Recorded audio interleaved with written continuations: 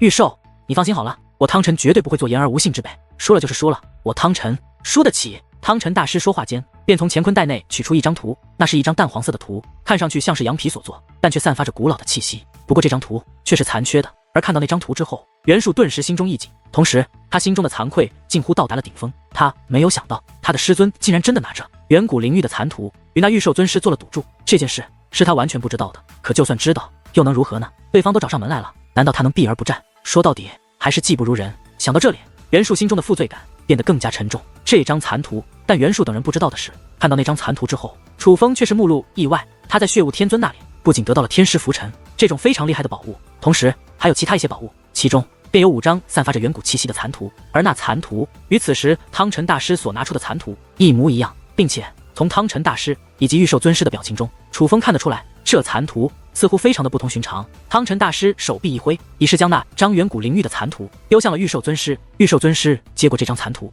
顿时喜笑颜开，那张大嘴笑的都快咧到耳根后面去了。别提多高兴了。汤臣，咱们几个之中，就属老夫得到的远古灵域残图最少，只有2张，但是现在不一样了，我有3张了。我若没有记错，你之前手里有4张，输给了老夫1张，你现在手里应该也还有3张吧？那玉寿尊师笑嘻嘻地问道，在他的脸上也是挂着令人感到恶心的得意笑容。我有几张与你有关系吗？当初的赌注只是1张而已。汤臣大师凝声问道。我当然知道，只是嘿嘿，不如再赌一次。玉寿尊师笑嘻嘻地问道。想不到你竟然如此有胆量了，你是要比试武力还是结界之术？汤臣大师说道。且说话之时，还向那玉寿尊师踏出了一步。别！见状，玉寿尊师则是连连摇头，并且一边摆手一边向后退去。看得出来，他还是有些惧怕汤臣大师的。汤臣兄，别以为我不知道，你已经踏入了5尊境，而我还停留在至尊巅峰，比拼武力是乃是你的对手。那玉寿尊师笑道。结界之术也是可以。汤臣大师说道。结界之术也算了，你我若是比起来，可就没完没了了，不如让弟子之间再比试一次，可好？玉寿尊师笑眯眯的说道。你这是存心的吧？此时汤臣大师面露不悦，毕竟弟子之间刚刚已经比拼过一次了，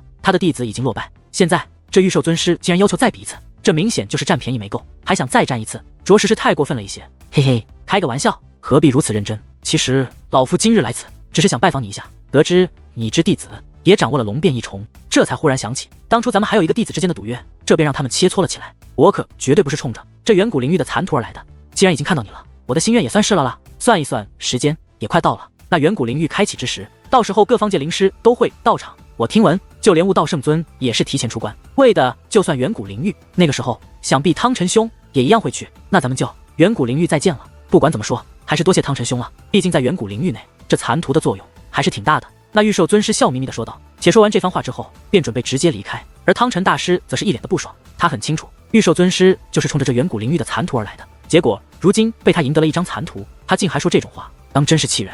其实若是汤臣大师想要耍赖的话，这玉寿尊师也是没有任何办法，毕竟汤臣大师的各方面实力都要在这玉寿尊师之上。只是奈何汤臣大师虽然脾气不好，却也是一个非常注重名声之人，更何况今日的切磋，袁术的却败得很是彻底，他自然不会言而无信。等一下，可是就在那玉寿尊师将要与其弟子李风雪离开之时，楚风却是忽然开口。你在与我说话吗？当楚风这一开口，那玉寿尊师顿时眉头微皱，他看向楚风的目光非常不悦，在他看来，楚风这种角色根本不配与他交谈。前辈，您似乎对这远古灵域的残图很感兴趣啊。楚风说话间，从乾坤袋内取出了一张远古灵域的残图，看到那张残图，莫说是玉寿尊师眼前一亮，就连汤臣大师和袁术还有李风雪也都是倍感意外，他们都没有想到远古灵域残图如此贵重的宝物，楚风的身上居然会有。小鬼，你的身上怎么会有远古灵域残图？那玉寿尊师凝声问道。他激动的就连声音都发生了变化，这一点前辈就不必关心了，不过这张残图前辈若是真的感兴趣的话，晚辈倒是可以给前辈一个机会。楚风笑眯眯地说道。机会？你这是何意？而玉寿尊师则是一脸迷茫，有些不明白楚风的意思。前辈既然很喜欢看后辈之间的界灵之术切磋，那不如让我来与你的这位弟子切磋一番可好？而我们就用这张远古灵域的残图来作为赌注，若是前辈您的弟子赢了，那我手中的这张远古灵域残图就归你所有，若是晚辈赢了，那前辈也要将你手中的一张远古灵域残图交给晚辈了。前辈您看怎么样？楚风问道。好啊，想不到老夫竟然走了眼，你这个后辈还真是勇气可嘉。既然如此，那老夫也想成全一下你，就给你这次与老夫弟子交手的机会。玉寿尊师话到此处，又看向了他的弟子李风雪。风雪，点到为止，莫要伤了这个后辈。师尊放心，弟子心中有数，切磋嘛，点到为止，自然不会伤害他的。李风雪虽然这样说，可是嘴角却掀起了一抹笑容，随后看向了楚风，说道：你我布置阵法，一攻一守，布阵时间皆在半盏茶之内，若是你能破我阵法，而我无法破你阵法，那就是我说，若是我能破你阵法，而你不能破我阵法，便是我胜。至于平局，则不用我来多言。当然，平局的情况也不可能发生。李风雪的话语之中尽显他的自信，这样没意思。不如我们干脆在半盏茶的时间内，同时布置一座攻杀阵法，然后彼此对攻，你看可好？楚风说道。什么对攻？楚风此话一出，莫说那李风雪感到意外，在场的其他人也是感到意外。楚风的这个提议可是非常残暴的一种对决方式，非常容易伤到对方。一般正常切磋的时候，没有人会愿意用这种方式的，反而是生死对决才会选用这样的方式。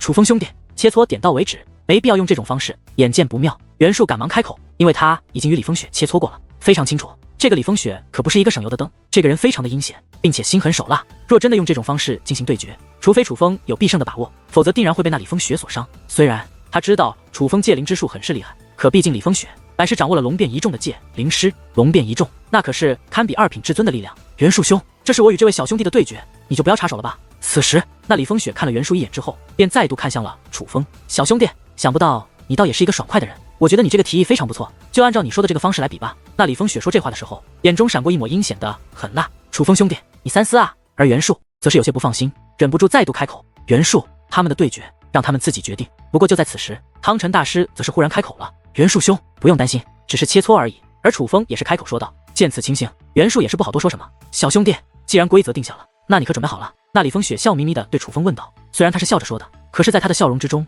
却充满了不怀好意。准备好了？楚风点了点头，在他的笑容之中也同样散发着自信。那便开始吧。李风雪此话说完，便立刻开始布阵，而楚风自然也是如此。李风雪这一次布置的阵法与先前在和袁术对决的时候发生了不小的变化。先前在与袁术对决的时候，可能是为了让袁术大意，所以他所布置的阵法看上去都非常的不起眼，都不像是精心布置的大阵。但此次他布置的阵法却是威势极强，声势浩大。在布置的过程之中，这方天地都是为之剧烈颤动，能够感受到他这座阵法的厉害。而看着他此时布置的这座阵法，其师尊玉兽尊师则是连连点头，并且还时不时的看一眼那汤臣大师，眼中尽是得意之色，那种眼神就好像是在说，怎么样，汤臣，老夫的这位弟子是不是远在你的弟子之上？所以这李风雪自然是故意的，他是故意为之，就是想在汤臣大师面前尽显威风，好让汤臣大师有一个对比，让他知道自己教出来的弟子有多么的不堪。而他玉兽尊师教出来的弟子却是如此优秀，但是汤臣大师以及袁术却根本没有理会这对卑鄙的师徒两个，他们的目光都凝视在楚风所布置的阵法之上。只是眼下楚风所布置的阵法却较为平常，同时也透露着一丝神秘，竟然难以预测这阵法的具体力量。师尊，楚风兄弟的结界阵法我竟然看不穿。此时袁术以暗中传音的方式对汤臣大师说道，他的话语之中充满了惊叹。他刚刚认识楚风的时候，楚风的戒灵之术明显是要在他之下的，可现在距离第一次见到楚风明明没有过去太久，但他竟然已经看不穿楚风布置的结界阵法，这让他意识到楚风的结界之术很可能已经超越了他。师尊，难道说楚风兄弟他也掌握了龙变一重？袁术再度问道。龙变之感领悟到几重？这个除非专门测试，或者领悟者故意展露，否则旁人是看不出来的，只能通过阵法威力来进行判断。但在他看来，楚风布置的阵法虽然威力并未展现，但却连他都看不透，那多半就是楚风已经掌握了龙变一重，这进步也未免太快了。难怪此子敢主动发起挑战，牛鼻子那老东西真是捡到宝贝了。汤臣大师没有回答袁术，但他却也是忍不住发出了感叹。相比于袁术，他其实也是无法完全看穿楚风所布置的这座阵法，但也正因如此，他才觉得楚风厉害。忽然那李风雪大吼一声，随后双掌向前一推，刹那间数只金灿灿的猛兽开始从那结界阵法之中奔腾而出，向楚风碾压而去。那每一只金灿灿的猛兽都长达几百米，而这样的猛兽更是数不胜数。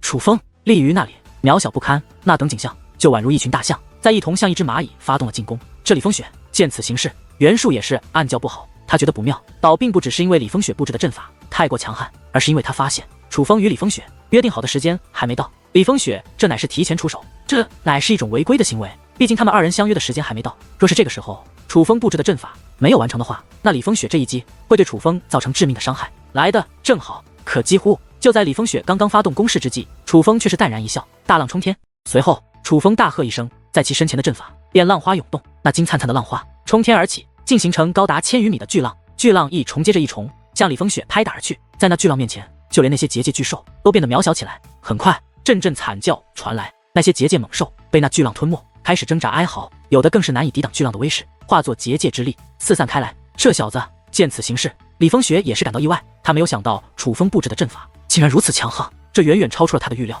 本来在他眼中，这个年轻人可能连袁术都不如，所以他根本就没有将楚风放在眼里。不过意外归意外，眼看着自己的阵法近乎崩溃，那李风雪倒也并未害怕，而是意念一动，大喝一声。下一刻他那座攻杀阵法变得更为明亮，甚至还有符咒流转。而此时，从那阵法之中飞奔出的结界巨兽也是变得更为凶猛。先前的结界巨兽还是最原始的攻势，但此时的结界巨兽所发动攻势却已是不同。那结界巨兽张开血盆大口，同时喷吐狂风，竟硬生生的将楚风的海浪给顶了回去。不过楚风也并未太过紧张，而是开始全力催动阵法。一时之间，一风一浪，两股力量便在风起浪涌之间开始了较量。这一对决竟然是胜负难分。这小子叫什么名字？是叫楚风。此时，那玉兽尊师对汤臣大师问道：“他是谁的弟子？这一点不可奉告。”汤臣大师笑了笑，他已经看出来，玉兽尊师对楚风已经有了全新的看法。先前他根本就看不起楚风，之所以答应李风雪与楚风进行对决，完全就是因为看中了楚风身上那张不知从何而来的远古灵域残图。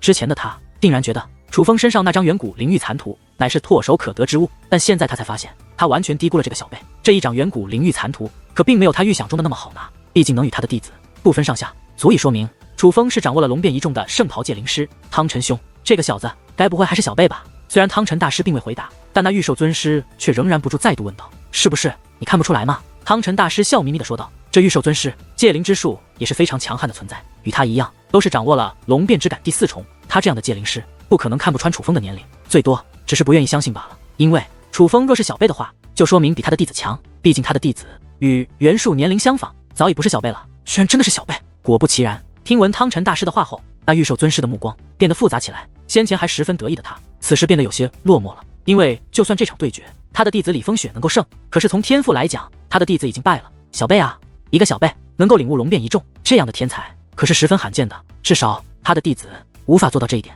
可忽然之间，玉兽尊师以及汤臣大师皆是神色一动，紧接着玉兽尊师面露喜色，而汤臣大师和袁术则是眉头皱起。经过一番对决之后，楚风开始力量不支，这场对决的天平已经开始倾斜。果不其然，没过多久，楚风所释放的滔天海浪便无法继续与李风雪布置的阵法抗衡。眼见着对方的攻势已经兵临城下，而自己无法支撑，楚风开口了：“我输了。”当他认输之后，李风雪倒也没有继续发动攻势，而是及时停手。其实他很清楚，在场有汤臣大师这种高手坐镇，就算他不停手，也是伤不到楚风的，还不如及时停手，显现一下君子风范。这位小兄弟，你很不错了，能与李风雪比拼攻杀阵法，比拼到这种程度，你相当不错。虽说我并未施展全力，但是你还是要比袁术凶强得多。那李风雪说此话的时候，看了一眼袁术，他胜了楚风之后，却也不忘侮辱一下袁术。袁术倒是没什么，但是汤臣大师的脸色可就有些不好看了。汤臣大师其实是一个非常护犊子的人，自己的弟子被人这样羞辱，他自然不爽。只是奈何他的弟子的血迹不如人，他也不好多说什么。并未施展全力吗？那我倒是想要看一看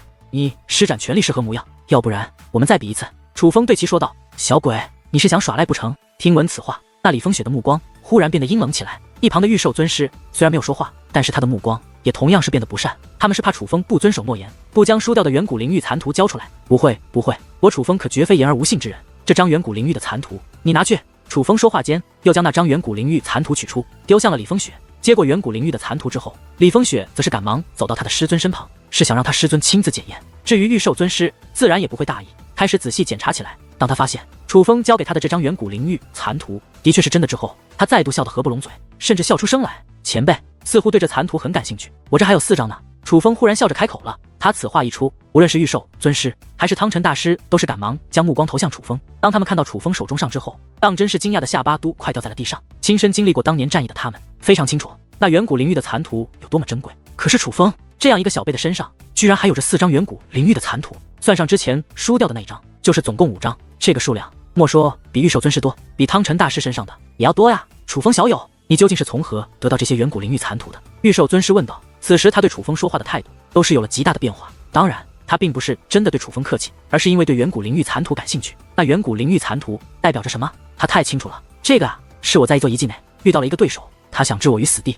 不曾想却被我所杀。这些都是在他身上捡到的。楚风说道。什么？捡到的？那个人叫做什么？玉兽尊师问道。莫说是他，就连汤臣大师都感觉不可思议。当初能够得到这远古灵域残图的，都是有身份有实力的人，至少当初那些人之中，没有一个人是楚风能杀得掉的。哪怕他掌握了龙变一重，也绝不可能。忘记了，无名小辈。楚风并未如实相告，但却也并未全部说谎。他有一部分说的可是实话。这远古灵域残图的确是楚风捡到的，并且楚风也并不知道这个东西如此珍贵，是刚刚才意识到这所谓的远古灵域残图很不简单的。至于玉兽尊师，自然也知道楚风没有说实话，但他也懒得追究，毕竟那已经不是重点。重点是楚风身上有着他梦寐以求的东西。那楚风小友，这远古灵域残图你的身上还有吗？玉兽尊师问道。没有了，只有这些。楚风说完此话，一边摆弄着手中的4张远古灵域残图，一边看着玉兽尊师。前辈，你可还愿意再让你的弟子与我比拼一次？这一次我们抬高价码，用4张远古灵域残图做赌注，可好？楚风说道。4张吗？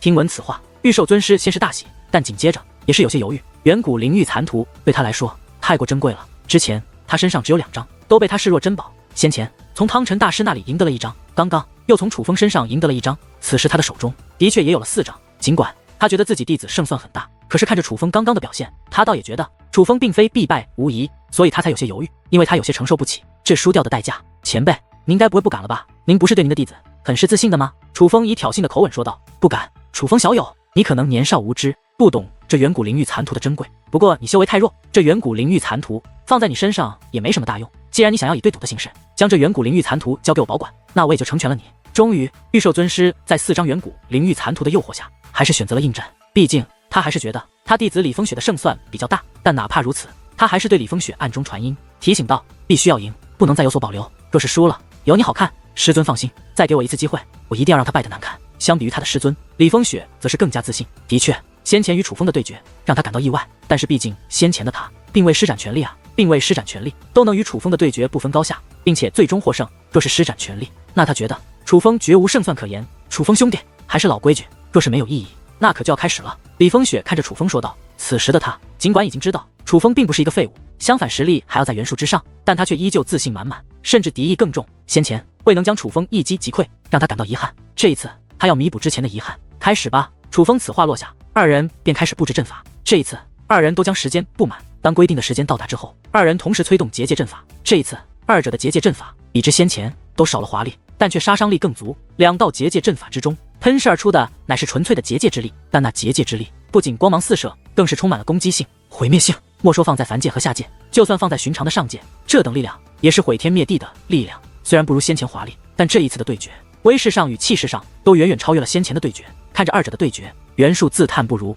虽然同样是掌握了龙变异虫，但与这2位相比，他却自知相差极大。怎么会这样？只是对决开始之后，李风雪却是有些慌了。之前的他并未施展全力，都能胜过楚风，可是这一次他已经施展了全力，但当他面对楚风的结界阵法之时，竟然感受到了压迫感。虽说眼下的局势依旧是军事，但是他却觉得楚风的结界阵法简直无懈可击，拦在他面前的就像是一道无法攻破的铜墙铁壁，让他有些无可奈何。糟糕！下一刻，李风雪脸色更是大变，因为楚风的攻势开始变强，李风雪的结界阵法开始难以支撑，此时正在不断被楚风的阵法压着向后倒退。这样下去，他必败无疑。好厉害！难道说之前的楚风兄弟根本没有施展全力？看着楚风居然占据了上风，袁术欣喜若狂。老实讲，经历了第1次对决之后，对于这第2次对决，他并没有抱有太大希望。若不是他师尊不允许，他甚至都会开口阻拦，不让楚风继续自讨苦吃，更不想让楚风白白丢掉4张远古灵域的残图。正因开始没有抱有期望，所以此时对于这个局势才会如此的欣喜若狂。毕竟这可是突如其来的意外之喜。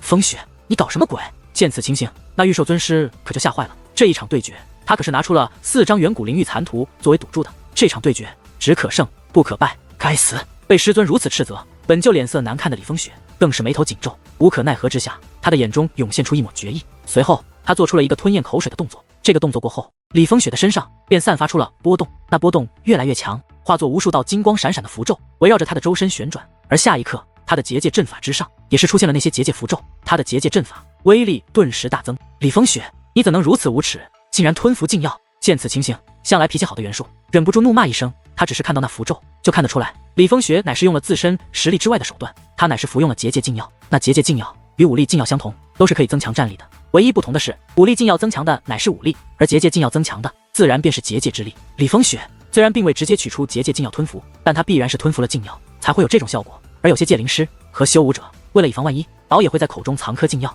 可以在对决之时服用。所以在袁术看来，李风雪必然就是在口中藏下了结界禁药，并且看他此时增强的结界之力，也是能够判断他所吞服的那颗结界禁药威力极其不俗。玉兽，你这弟子未免太无耻了吧？自身本事斗不过，就搞旁门左道，这就是你教出来的好弟子？此时就连汤晨大师也是忍不住开口斥责。汤晨，话可不要乱说，比拼之前可没有谁说过不能使用其他力量帮助自己的，那楚风也完全可以使用啊。玉兽尊师说道。听闻此话，汤晨大师甚是不爽，不过他并未多言，没有打算与这玉兽尊师逞口舌之力。对方不讲规矩，就别怪他不讲规矩。他已经下定决心，若是这场对决楚风输了，他不会让楚风将那4张远古灵域残图交给御兽尊师，他会判定李风雪有违规则，让他白赢这一场，并且还要将这对师徒2个赶出此地。李风雪，你在搞什么鬼？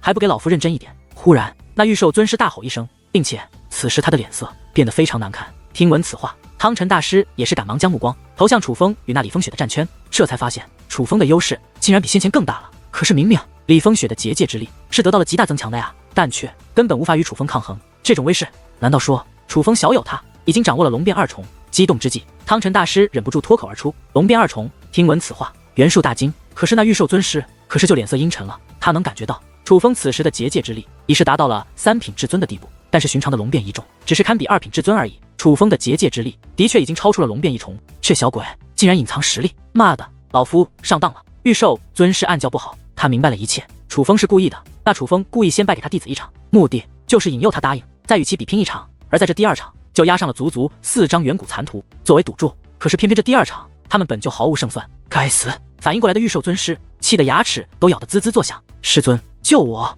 可那李风雪则是开始大声呼救，因为楚风的结界之力已经压迫到了他近前。虽然李风雪也是一位至尊境强者，可是也只是2品至尊而已，他的武力修为还远不如袁术，怎能抵挡堪比3品至尊境的结界之力？没用的东西，死了算了！此时御兽尊师一脸怒容，他根本没有救他弟子的打算。楚风小友，点到为止，放他一马吧。倒是汤晨大师开口了，对方还未认输。楚风说此话之时，那结界之力的威势则是变得更强。我认输，我认输！眼见不妙，李风雪则是连连开口，他觉得他再不认输，对方真的会杀了自己。而他认输之后，楚风则是收回了自己的结界之力。至于那李风雪，则是瘫坐在了地上，整个人都傻了一般，承让了。楚风笑眯眯的对李风雪抱了抱拳，只是看着楚风那笑眯眯的模样，御兽尊师则是更加气愤，眼中都有杀意涌动。若不是汤晨在此，他绝对会一巴掌拍死这个小辈。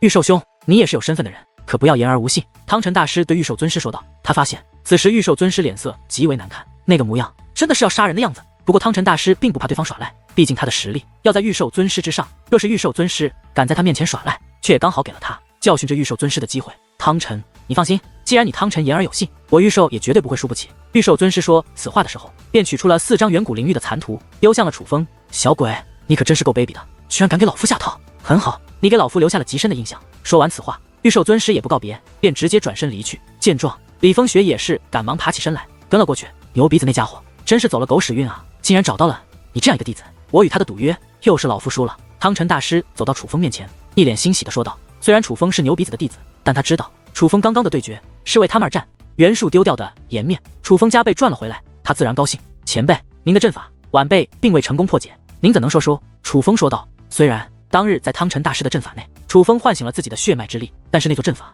他却并未成功破解。说来惭愧，其实那一日你已经破阵成功，老夫不想输，所以做了手脚罢了。小友可莫要记恨啊，我真的是败给你的师尊太多次，不想再输给他了。但是到如今看到你的进步，我却不认输也是不行了。汤晨大师说道。原来当日我已经成功了吗？听闻此话，楚风则是恍然大悟，但他却并没有怪汤晨大师之意。先不说他觉得汤晨大师并无恶意，只说他能够成为牛鼻子的好友，楚风对他的印象便是不错。楚风，想不到你已经领悟了龙变第2重，真是太厉害了，你这小鬼！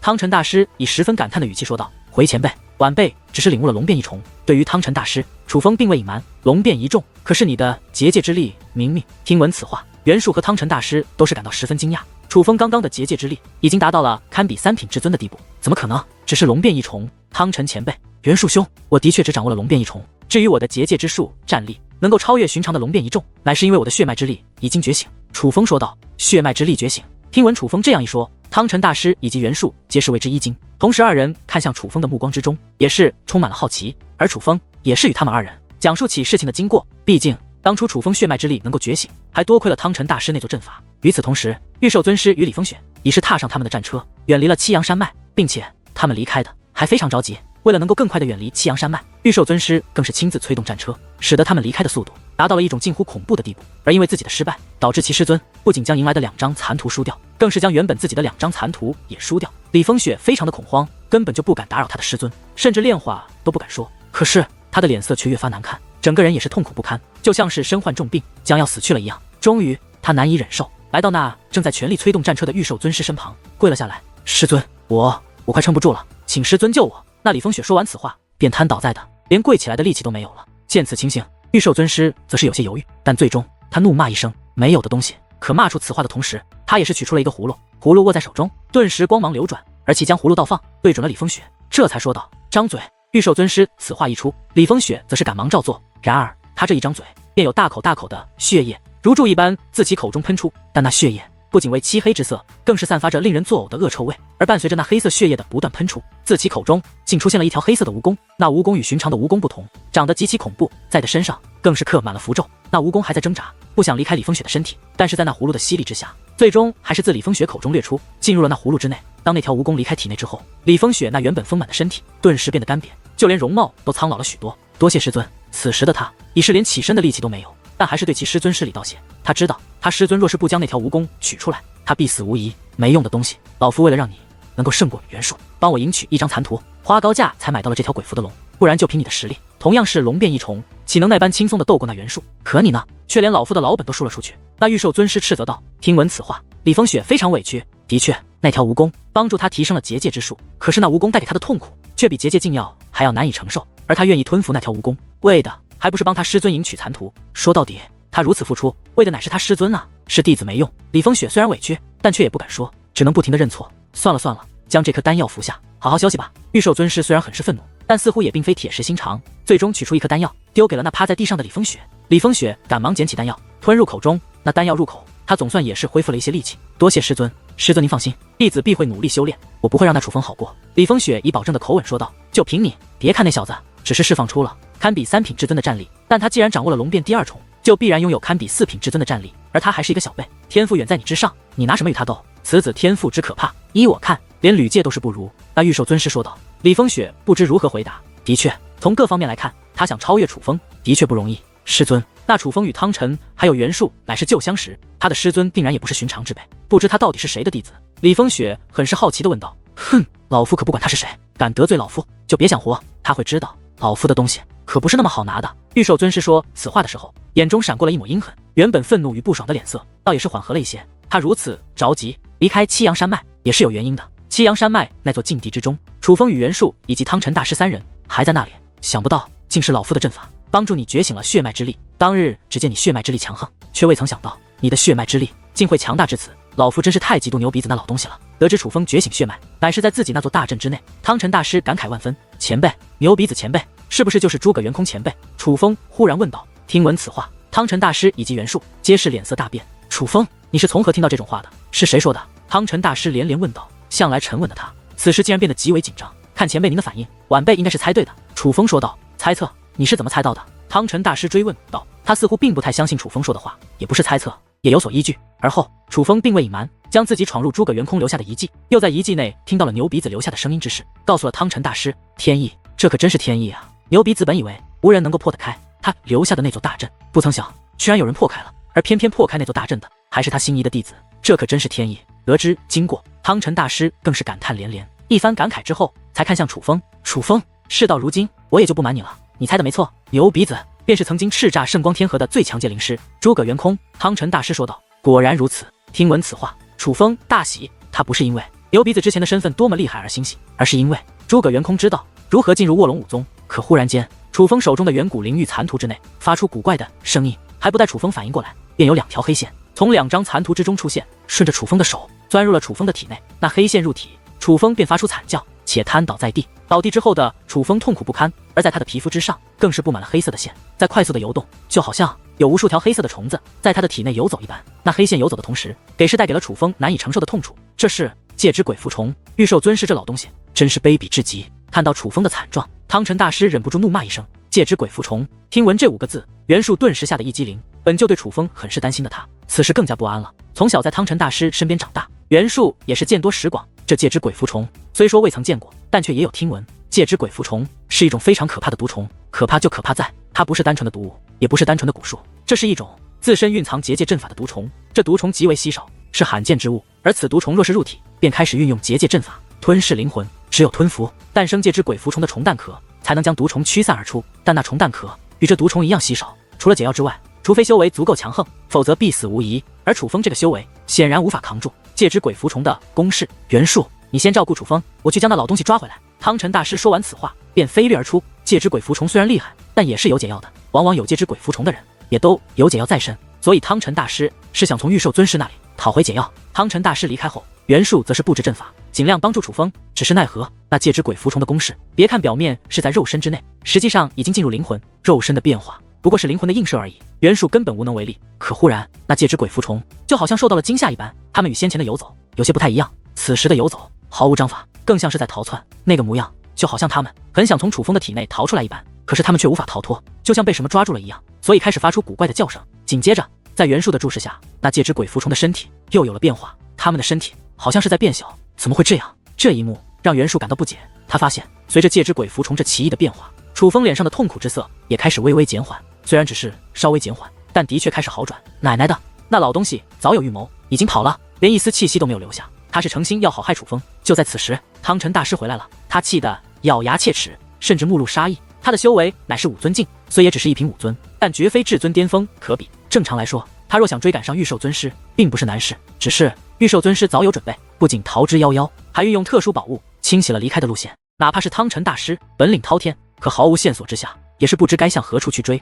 所以只能赶紧回来，看看是否有其他办法帮助楚风。师尊，你快看，楚风兄弟他这是怎么回事？见汤臣大师归来，袁术则是赶忙呼唤，毕竟眼前的情况他无法解释，也有些看不懂。而此时汤臣大师也是来到了近前，这难道是看到了楚风身上的变化之后，汤臣大师的脸色变得极其精彩，那种模样就好像受到了惊吓，但同时又有其他较为复杂的情绪。师尊，难道楚风兄弟没救了？看到其师尊竟然露出受到惊吓的表情，原本担心情绪有些缓和的袁术则再度变得紧张起来。他可是很少看到他师尊露出这样的表情，这很可能说明楚风此时的情况很不乐观。不，楚风没事，他的身体正在吞噬戒指鬼服虫。汤臣大师说道，吞噬戒指鬼服虫，这是什么力量？难道是特殊的功法？袁术此时也是倍感惊讶，因为根据他师尊之前对他的讲述，这戒指鬼服虫可不是那么好对付的，除了那特殊的解药之外，可以说是无解的毒虫。不是，戒指鬼服虫除了特殊的解药外，只有一种方法能够不死，那就是修为足够强横，才能抗得住戒指鬼服虫的吞噬。待得戒指鬼服虫吞噬失败，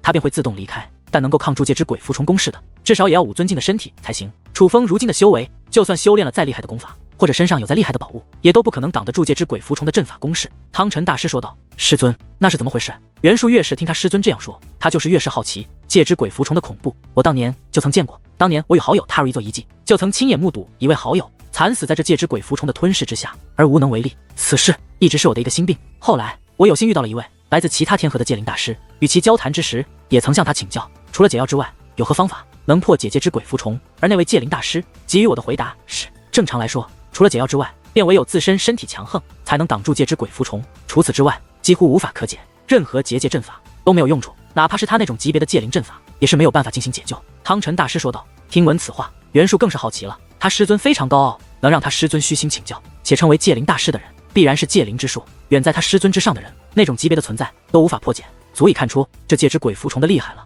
那么楚风又是如何炼化这戒指鬼服虫的呢？不过后来那位戒灵大师所说，也并非所有5尊以下的人被戒指鬼服虫入体就必死无疑。他就曾听闻过一个还未曾修武的小女孩被那戒指鬼服虫进入了体内，却并没有死。汤臣大师说道，小女孩未曾修武，师尊是何人救了她？袁术越发好奇，一个未曾修武的小女孩，身体极为脆弱，能够在这么虚弱的身体内将戒指鬼服虫驱除，那将是何等存在才能做到的事？不是旁人所救，而是那个小女孩自身的血脉之力将那戒指鬼服虫炼化了。汤臣大师说道，什么炼化？一个未曾修武的小女孩仅凭血脉之力就将戒指鬼服炼化？袁术倍感惊讶，只是听闻这件事他就已经被吓到了，毕竟未曾修武的人身体太过脆弱，甚至可以说与寻常人没有区别，而这戒指鬼服虫对至尊巅峰都是致命的，更何况是一个未曾修武的小女孩。袁术，你可还记得师尊与你说过的七界圣府？忽然汤臣大师问道。记得，当然记得。七界圣府位于七界天河，集结了整个圣光天河内最强的戒灵师，他不仅仅是七界天河的霸主，更是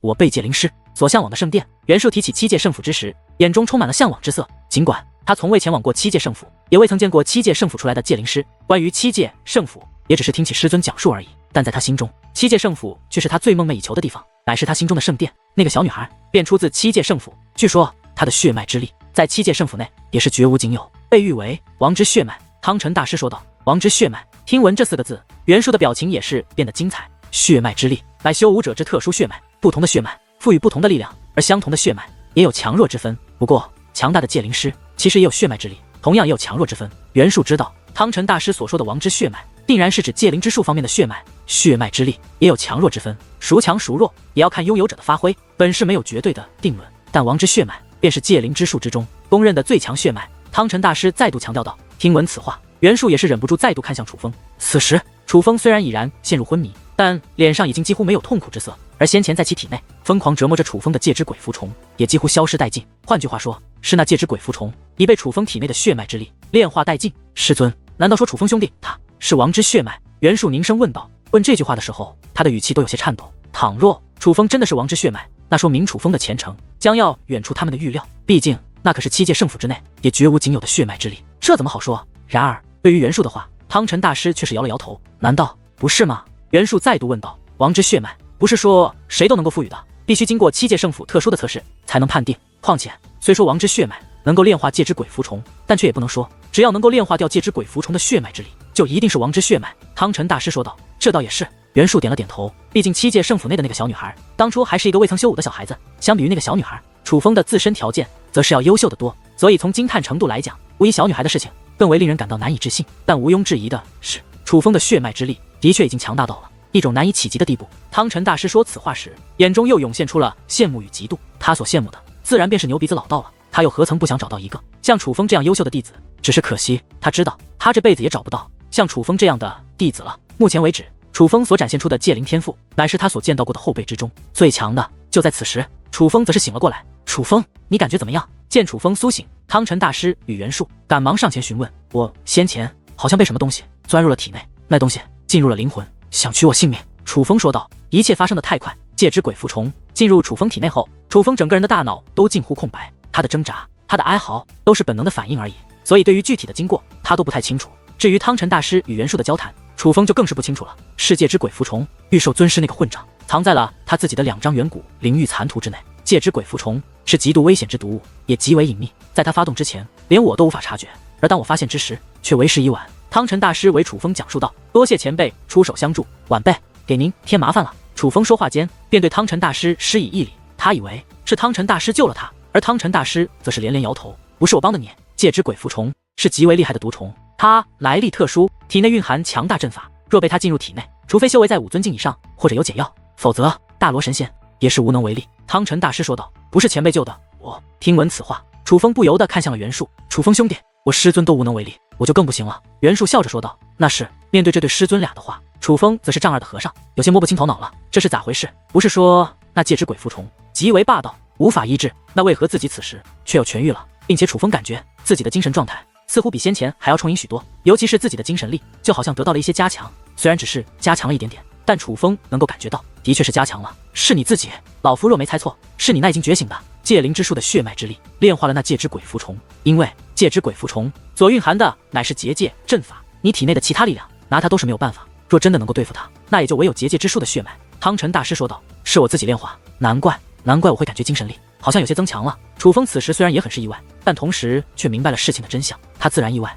虽然知道自己的血脉之力很强，甚至能够赋予自己强大的战力，但他在此之前还真不知道自己结界方面的血脉之力还有这样的特殊能力。精神力增强了吗？而听闻楚风这样一说，汤臣大师与袁术也是面容变化。尽管他们都已清楚楚风炼化了恐怖的戒之鬼蝠虫，但他们却不知道炼化掉了戒之鬼蝠虫之后竟然也会有好处，看来是虚惊一场了。楚风笑了笑，随后看向了手中的4张残图。现在应该不会有问题了吧？楚风问道。戒之鬼蝠虫应该不会有了，不过以防万一，还是给老夫看一眼。汤臣大师说话间便将4张残图接了过去，仔细打量了一番后才交给了楚风。这回无碍了，汤臣大师道。但楚风却只接过了3张残图，将另外1张递给了汤臣大师。前辈，这张是您的。楚风说道。看到楚风此举，汤臣大师笑了笑，他明白楚风的意思，但是他却将楚风递给他的残图推回了楚风。楚风小友，你的好意老夫明白，今日你已是帮老夫赢回了丢掉的脸面，但你赢的就是你的，莫要多说，否则老夫可是会当成你对我的施舍。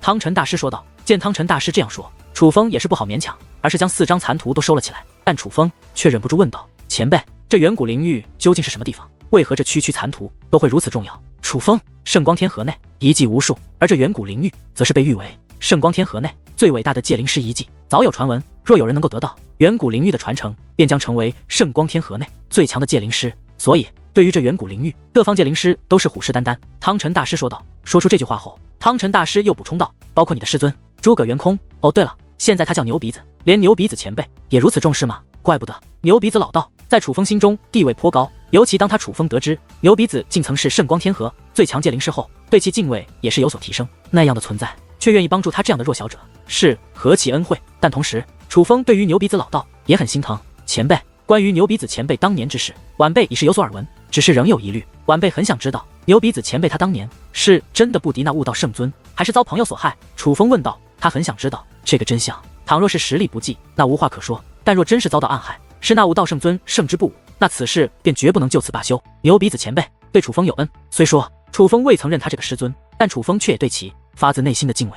倘若牛鼻子前辈当真曾遭遇不公，楚风日后必然会帮其讨回公道。哪怕是那高高在上的悟道圣尊，楚风也绝不轻饶。牛鼻子那老东西虽然玩世不恭，但其实力却是毋庸置疑。悟道圣尊怎可能胜得过他？汤臣大师摇了摇头。所以当年牛鼻子前辈当真是被其好友陷害？楚风问道。这个传闻乃是事实。司马相图与悟道圣尊联手暗算了牛鼻子。当牛鼻子发现被暗算的时候，已经晚了。他知道悟道圣尊和司马相图定然不会放过他，所以才以自杀方式逃过一劫。虽说那自杀是以阵法的形式，可却也造成其元气大损。无论是武者境界还是界灵师的实力，都是严重倒退。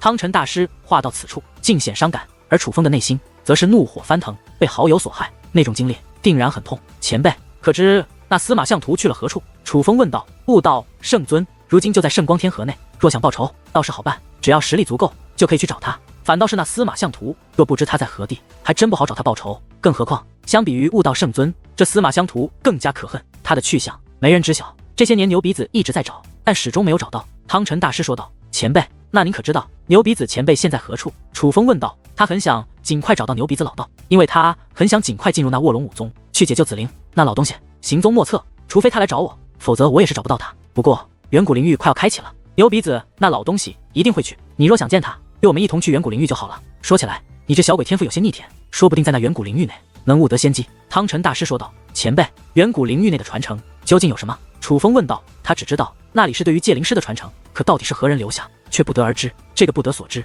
总之那里的东西不会让你失望。汤臣大师说道。楚风点了点头。既然牛鼻子老道会去那远古灵域，楚风就算不想去，也是不得不去。反正要去，到时候顺便见识一下那远古灵域到底蕴藏着什么即可。但突然楚风又想到了一个问题，那就是关于天师浮尘。楚风已经知道天师浮尘来自天师神宗，而天师浮尘颇为厉害，乃是可遇而不可求的宝物。但天师浮尘只是天师神宗10大法器之一，说明天师神宗内还有其他与天师浮尘齐名的宝物。这样的势力本不该籍籍无名，可偏偏如今圣光天河内最强大的几个势力之中，却并没有天师神宗的名字。所以楚风很好奇，这天师神宗是已经落寞，还是已经不复存在？于是楚风对汤臣大师问道。前辈，您可知道天师神宗？天师神宗听到这4个字，汤臣大师的目光明显有所变化。想不到楚风小友见识如此利奥的，居然知晓天师神宗。汤臣大师说道。前辈，其实晚辈对于天师神宗并不了解，只是我得到一件宝物，那宝物乃是来自天师神宗，所以想了解一下天师神宗。楚风说道。天师神宗的宝物？楚风小友，你此话当真？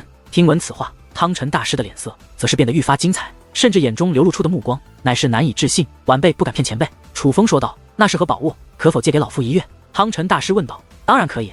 楚风说话间就将那天师浮尘取出，递给了汤臣大师。汤臣大师接过之后便仔细打量起来，甚至运用结界之术进行观察。的确是难得一见的宝物，只是如何能够确定此物就是天师神宗的呢？汤臣大师再度问道。晚辈掌握这宝物之时，这宝物告知了晚辈它的来历。楚风说道。原来是这样。倘若这件宝物真的是来自天师神宗，那它的价值恐怕那远古灵域内的传承都未必能比。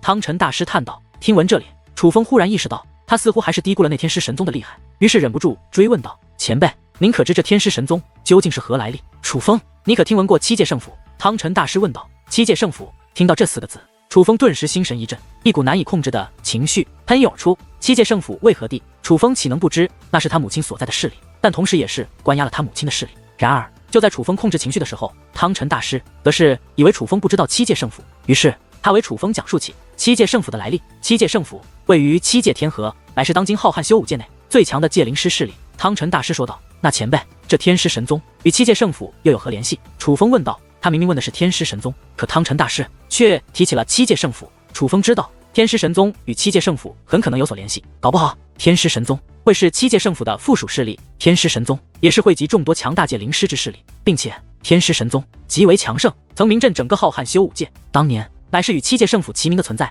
汤臣大师说道。天师神宗也是汇集众多强大界灵师之势力，并且天师神宗极为强盛，曾名震整个浩瀚修武界。当年乃是与七界圣府齐名的存在。汤臣大师说道：“曾与七界圣府齐名。”听闻此话，楚风内心震荡。尽管早就知道这天师神宗实力不凡，但却未曾想到如此强大，能与七界圣府齐名，那岂不是屹立在整个浩瀚修武界最巅峰的势力之一？不仅如此，我听闻当年的天师神宗也在七界天河之内。不过正所谓一山不容二虎，那七界天河内只能有一个霸主，更何况这浩瀚修武界最强界灵师势力的名号只能属于一方。七界圣府与天师神宗之战不可避免，最终的结果自然不用多说，七界圣府获胜，成为了七界天河的霸主，也成为了整个浩瀚修武界最具威望与名声的界灵师势力。至于天师神宗，则从此消失在了浩瀚修武界。当然，这些我也只是听闻，七界天河距离遥远，老夫未曾去过，乃是从其他星域来的界灵大师口中听闻。不过那大师不可能信口开河，因此老夫觉得此事也多半属实。汤臣大师说道：“想不到我这天师浮尘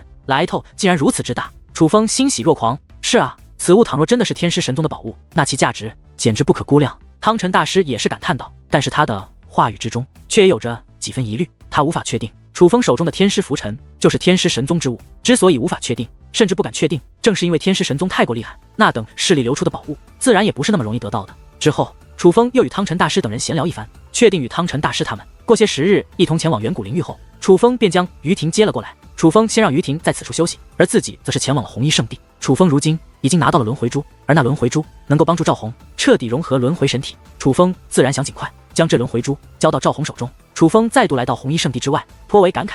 上一次来到此地之时，正好见到了殷庄红被人强行抓走，那时的楚风以及红衣圣地都是无能为力。事实上，就算是现在的楚风，也无法与那等势力抗衡。叹息一声，楚风面容变幻，楚风变化成了修罗的样子。毕竟楚风这个身份，红衣圣地的大多数人并不熟悉，可修罗在红衣圣地可是有着特殊地位的。果不其然，当楚风以修罗的身份踏入红衣圣地之后，不仅没有受到阻拦，反而得到了热情的款待，就连红衣圣地掌教韩秀都是亲自出来招待楚风。修罗，当日一别，你是受伤离开，我们还很担心，见你如今没事，也就放心了。韩秀说这话的时候有些自责，毕竟当日楚风是为了救殷庄红才受伤的。前辈，说起来我还要谢谢你呢。楚风说道。谢我？何谢之有？对于楚风突如其来的道谢，韩秀则是有些不知所措。当日在那紫星堂外，若不是前辈出手阻拦，我家族可能就要遭殃了。楚风说道。紫星堂？听闻此话，韩秀面容变化，不由得仔细盯着楚风，他似乎意识到了什么，但还是有些半知不解。前辈，楚风说话间，面容开始变化，化作了楚风的模样。楚风看到楚风面容的变化，韩秀顿时大惊，惊吓得猛然站起身来。前辈，晚辈当初害怕牵连家族，所以来到此地闯荡，才故意改头换面，而我的真实身份便是楚风。楚风说道。所以当日大闹紫星堂的人就是你？韩秀问道。惭愧惭愧，但的确就是晚辈。楚风尴尬的笑道。原来是你啊，所以赵红大人早就知晓你的真实身份？韩秀问道。楚风点了点头，难怪赵红大人当初嘱咐我要与楚氏天族交好。此时的韩秀终于恍然大悟，所以你这小子现在的实力又突飞猛进了，你的实力已是在我之上。但紧接着韩秀看向楚风的目光又变得精彩起来。当初在紫星堂，楚风的表现惊艳全场，韩秀也是历历在目。嘿嘿，让前辈见笑了。楚风的笑容已是承认了一切。你这小子真是个怪物。韩秀震惊的同时，却也是笑得合不拢嘴。虽早就知道楚风天赋逆天，但却没有料到楚风的进步竟如此之快。前辈，赵红可在？楚风问道。闲聊过后，自然不能忘记来到此处的真正目的。赵红大人在的。说来也巧，他刚刚出关，你要见他，我带你去。韩秀欣喜不已，说话间便立刻打开店门，为楚风引路。很快，楚风便跟随韩秀来到了红衣圣地的禁地之中。在这里有着一座宫殿，那正是赵红闭关之地。而这座宫殿不仅本身建筑牢固，更是有守护结界保护。赵红大人，楚风来了。来到此地，韩秀并未贸然踏入，而是开口呼唤。只是几番呼唤之后，却是没有赵红的回应。见此情形，楚风则是意识到有些不对劲，于是赶忙运用天眼仔细观察。天眼之下，结界立刻消散，墙壁也是随之消失。殿内的一幕落入楚风眼中，只是看到殿内的情况之后，楚风却是脸色大变。猛然间，楚风抬起一脚，将那紧闭的殿门踹开。见楚风此举，韩秀起初还有些不解，可是向殿内一看，他的脸色顿时变得惨白，已是受到了极度的惊吓。